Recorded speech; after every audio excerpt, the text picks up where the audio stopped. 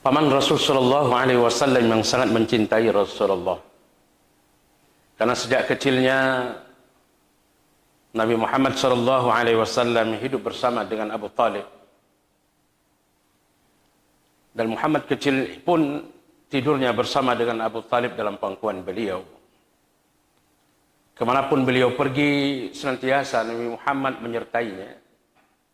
Sampai-sampai dalam perdagangan antar negara ke negeri Syam, Nabi Muhammad pun dibawa oleh Abu Talib sambil mengajarkan dan memperkenalkan dunia luar kepadanya.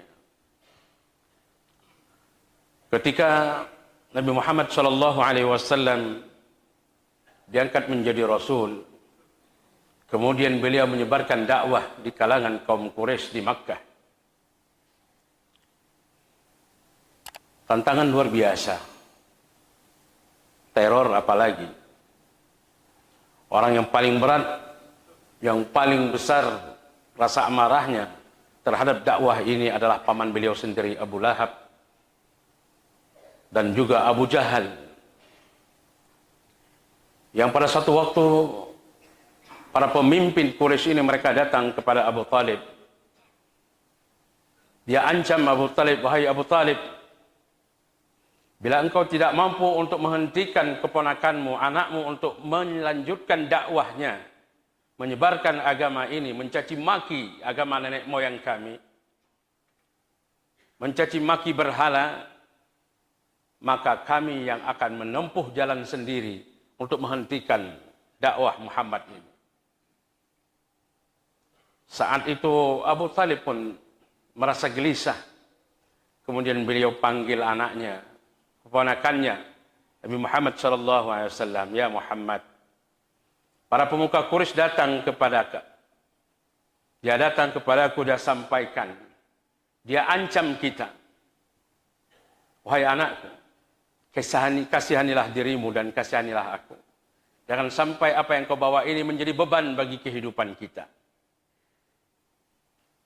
Apa jawaban Nabi Muhammad? Wahai pamanku, demi Allah, bila mereka meletakkan matahari di tangan kananku, kemudian bulan di tangan kiriku untuk menghentikan dakwah di jalan Allah ini, sungguh aku tak akan pernah berhenti.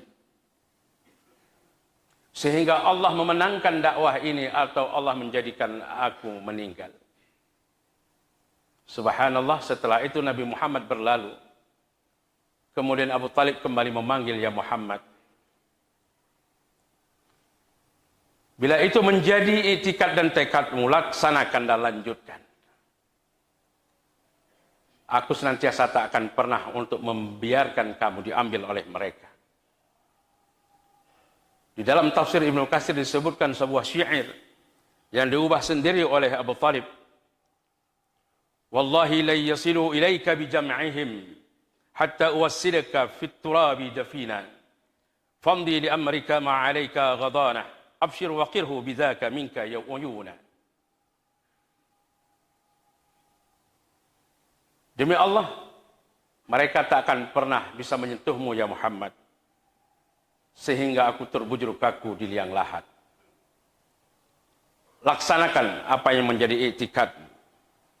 Bergembiralah, karena itu menjadi kebahagiaan bagimu. Subhanallah.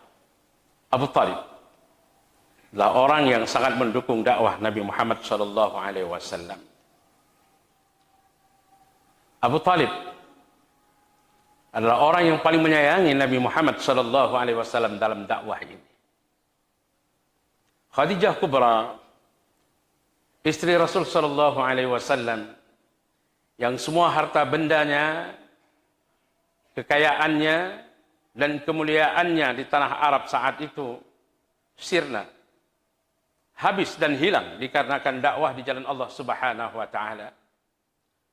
Satu waktu Jibril datang memberikan kabar gembira kepada Nabi Muhammad bahwa Allah telah menyiapkan surga yang sangat indah bagi Khadijah ini. Karena apa?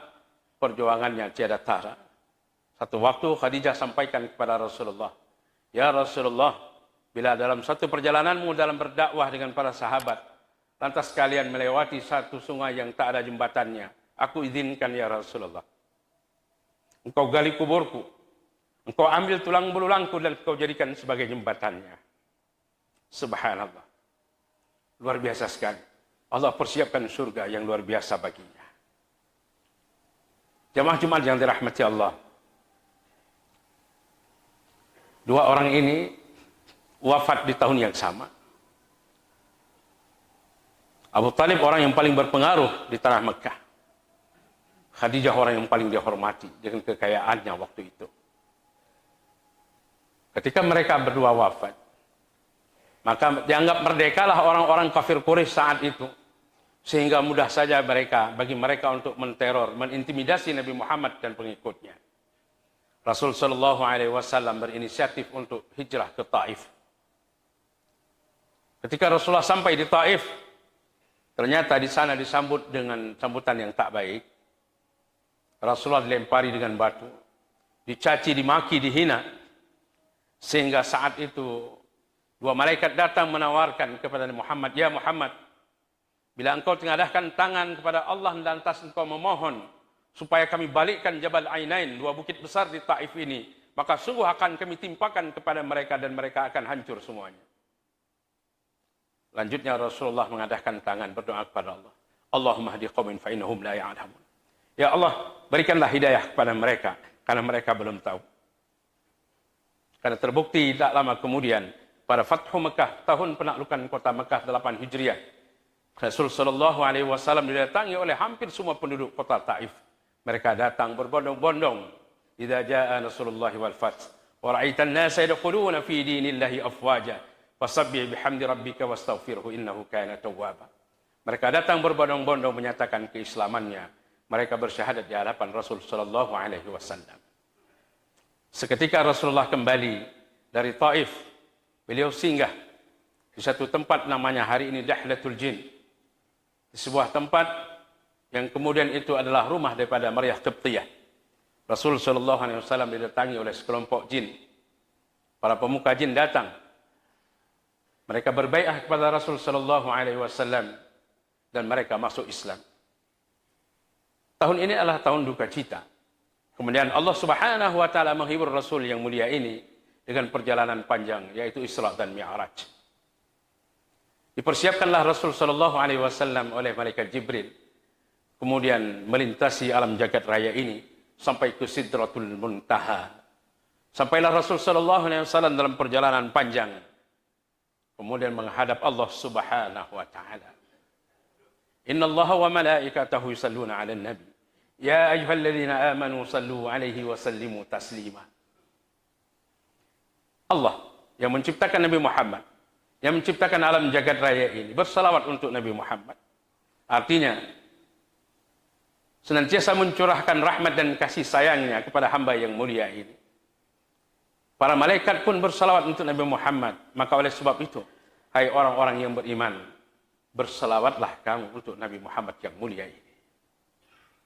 Perjalanan panjang hijrah Rasul sallallahu alaihi wasallam adalah merupakan momen hebat bagi kita untuk senantiasa mengadakan perubahan dalam kehidupan kita sehari-hari. Belajar dari bagaimana pengorbanan dua orang yang hebat tadi, Abu Talib dan Khadijah. Tentunya diikuti oleh ketegaran iman para sahabat-sahabat yang lainnya. Sebelumnya 3 tahun Rasulullah dan dari Bani Hashim diboikot oleh orang-orang kafir Quraisy sehingga makan minum mereka terancam, keadaan mereka tidak terurus. Maka Rasul sallallahu alaihi wasallam pun mengatur strategi untuk mengadakan perjalanan hijrah. 6 orang datang dari Madinah. Kemudian mereka datang berbai'ah kepada Rasulullah sallallahu alaihi wasallam yang dikenal dengan bai'ah Aqabah yang pertama. Tempat ini dikenal dengan Aqabah karena dekat dengan tempat melontar jamrah Aqabah di daerah Mina. Di antara inti daripada bai'ah perjanjian ini adalah mereka senantiasa setia kepada Allah dan Rasul. Mereka tidak berzina dan tidak mencuri. Mereka tidak menghina orang lain dan mereka tidak akan berperang dengan sesama. Tidak lama kemudian 70 orang datang lagi dari rombongan dari Madinah yang dulu bernama Yathrib. Kemudian mereka kembali berbai'ah kepada Rasulullah, dikenal dengan bai'ah Aqabah yang kedua. Setelah itu orang-orang ini kembali ke Yathrib, menyebarkan informasi apa yang disampaikan oleh Rasul sallallahu alaihi wasallam. Maka dipersiapkanlah persiapan untuk menanti kedatangan Rasul sallallahu alaihi wasallam. Tanggal 27 Safar terjadi konspirasi besar orang-orang Quraisy ingin membunuh Nabi Muhammad sallallahu alaihi wasallam. Terjadi rapat besar di Darun Nadwah yang hari ini kita kenal dengan Bukit Safa. Di samping Bukit Safa itu ada Darun Nadwah, parlemen Quraisy, dan mereka bermusyawarah di sana bagaimana caranya supaya dakwah Muhammad ini bisa dihentikan. Maka di antara ide-ide mereka adalah Muhammad dibunuh saja. Muhammad dikurung, Muhammad diasingkan, dan bermacam-macam ide yang lainnya. Kemudian disepakati Muhammad dibunuh di malam hari, yang membunuhnya adalah mewakili dari semua kabilah yang ada, lebih kurang 13 kabilah. Singkat cerita, Nabi Muhammad mempersiapkan perjalanan hijrah ini. Kemudian beliau diinformasikan oleh Jibril tentang konspirasi Quraisy. Hasil ini Rasulullah sampaikan kepada Abu Bakar. Malam harinya pun mereka berangkat. 3 hari 3 malam lebih kurang Rasulullah berada di Gua Thur. Kemudian dari sana Rasulullah melanjutkan perjalanan menuju ke Madinah Al-Munawwarah, yang dulunya baru bernama Yathrib. Setelah Rasul sallallahu alaihi wasallam sampai di sana, la masjidun usisa 'ala taqwa min awwali yawmin ahaqqu an taquma fih.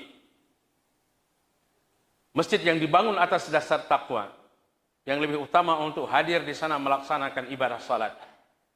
Yang kemudian dalam sebuah hadis yang diriwayatkan oleh Tirmidzi, hadis sahih, disebutkan man tatahhara fi baitihi summa ata Quba fa shalla salatan falahu ajru umrah. Siapa yang datang ke Masjid Quba kemudian dia bersalat di sana, dia sudah bersuci di rumahnya, maka dia mendapatkan fadilah umrah. Subhanallah, jamaah Jumat yang dirahmati Allah. Kedatangan Rasulullah dan Abu Bakar disambut dengan sukacita oleh para sahabat yang ada di Yathrib dengan lantunan tala'al badru alaina min thaniyatil wada'i wajib syukru alaina ma da'a lillahi da'i. Telah hadir di hadapan kita bulan purnama yang luar biasa, membawa cahaya yang terang benderang. Tala'al badru alaina min thaniyatil wada'i wajib syukru alaina ma da'a lillahi da'i. Wajiblah bersyukur pada kita. Wajiblah kita bersyukur dengan kedatangan Muhammad ini. Marhaban ya khaira da'i. Selamat datang wahai para penyeru yang sebaik-baik penyeru berjalan Allah Subhanahu wa taala. Jemaah Jumat yang dirahmati Allah, kedatangan Rasul sallallahu alaihi wasallam merubah segalanya. Yang tadinya banyak antara kabilah di kota Yathrib, mereka sering berperang, kemudian Rasulullah mendamaikan mereka. Rasulullah menjanjikan bagi mereka satu keutuhan, yaitu persaudaraan dalam persaudaraan akidah. Rasulullah pertama sekali membangun masjid sebagai sentral dari membuat kegiatan kaum muslimin yang ada di Madinah Al-Munawwarah, yang kota Yathrib kemudian diganti oleh Rasulullah menjadi kota Madinah yang penuh dengan cahaya. Jamaah yang dirahmati Allah, tak lama kemudian Rasul sallallahu alaihi wasallam pun bergerak. Pada hari Jumat, baru bergerak lebih kurang 1 kilometer, Allah Subhanahu wa taala sudah perintahkan kepada Rasulullah untuk melaksanakan salat Jumat. Hayyul Jum'ah, perkampungan Jumat hari ini. Di situ ada satu masjid yang dikenal dengan Masjid Jum'ah. Situlah masjid pertama, salat Jumat pertama didirikan oleh Rasulullah dengan para sahabat. Setelah itu Rasulullah pun bergerak sampai di satu tempat di tanah Bani Al-Ayyub Al-Ansari. Di sana Rasul sallallahu alaihi wasallam kemudian meletakkan batu pertama mendirikan Masjid Nabawi yang kita kenal hari ini. La tasuddur rihal illa ila thalathati masajid. Janganlah kalian berusaha payah mengorbankan semua kalian miliki kecuali untuk mengunjungi 3 masjid. Masjidil Haram wa masjidi hadza, masjidku ini, dan Masjidil Aqsa. Dibangunlah Masjid Nabawi dengan kemuliaan yang luar biasa. Di sana disemayamkan, dimakamkan tubuh yang mulia Rasulullah sallallahu alaihi wasallam. Penggagas hijrah ini adalah merupakan rasa dan momen yang paling hebat bagi kita sebagai seorang mukmin, pengikut Rasulullah sallallahu alaihi wasallam. Kita hari ini dari awal sudah menjadi seorang muslim. Kemudian hari ini kita harus berhijrah. Hijrah kita adalah mengadakan perubahan dari yang baik menjadi yang lebih baik. Dari seorang mukmin yang baik untuk menjadi seorang yang bertakwa, yang lebih dekat kepada Allah Subhanahu wa taala. Maka orang-orang yang berhijrah dan orang-orang yang berjihad di jalan Allah dengan harta benda mereka dan dengan jiwa mereka adalah orang yang merupakan orang-orang yang paling tinggi derajatnya dari sisi Allah Subhanahu wa taala. Inilah orang-orang yang beruntung. Inilah orang-orang yang mulia. Inilah orang-orang yang sukses hidup di dunia dan di akhirat kelak nantinya insyaallah. Jemaah Jumat yang dirahmati Allah. Perjalanan panjang kita dalam setahun ini insyaallah kita akan berada pada tahun berikutnya. Artinya kita berada di tahun yang baru. Sebenarnya bagi orang mukmin tidak harus menunggu waktu perubahan tahun. Tidak harus menunggu perubahan bulan. Tidak harus menunggu perubahan minggu dan hari. Tetapi setiap hari adalah perubahan. Setiap hari. Bila seorang mukmin hari ini lebih baik daripada hari kemarin, inilah orang yang beruntung. Tapi apabila hari ini sama dengan hari kemarin, ini adalah orang yang merugi. Bila hari ini lebih jelek dari hari kemarin, ini orang-orang yang terkutuk dan terlaknat. Oleh sebab itu, mari kita terus berpacu untuk mengadakan perubahan menjadi mukmin yang baik, menjadi hamba Allah yang muttaqin, la'allakum tattaqun, menjadi hamba yang bertakwa. Wa'tabiru ya ulil absar, la'allakum turhamun.